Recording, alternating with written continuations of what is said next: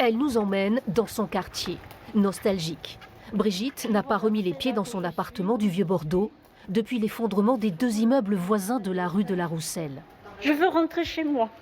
Je veux reprendre ma vie de ce que j'ai, ma vie, mes repères, mes besoins, comme nous tous, nos 12 locataires, que ce soit du 1 ou de 3, c'est tout.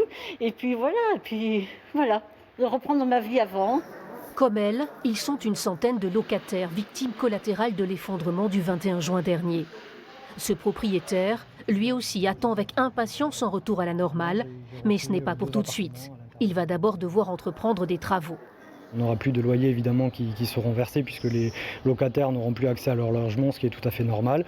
Et tous les travaux, tout ce qui va être fait sera à notre charge. Donc je ne sais pas, vraiment pas du tout comment on va pouvoir faire ça. Une chose est sûre, pour éviter l'effet domino, la mise en œuvre des travaux de sécurisation doit être rapide, 10 jours, pas plus. La ville de Bordeaux estime avoir pris toutes les mesures nécessaires pour accompagner les propriétaires et les syndics d'immeubles. Il faut rappeler que c'est l'expert technique mandaté par le tribunal administratif qui a imposé ce délai de 10 jours, qui est un délai assez classique dans ce type de situation.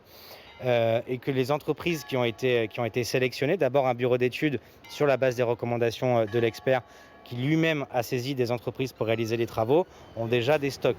Ce chantier complexe doit débuter en milieu de semaine pour se poursuivre durant tout l'été dans un quartier fragilisé.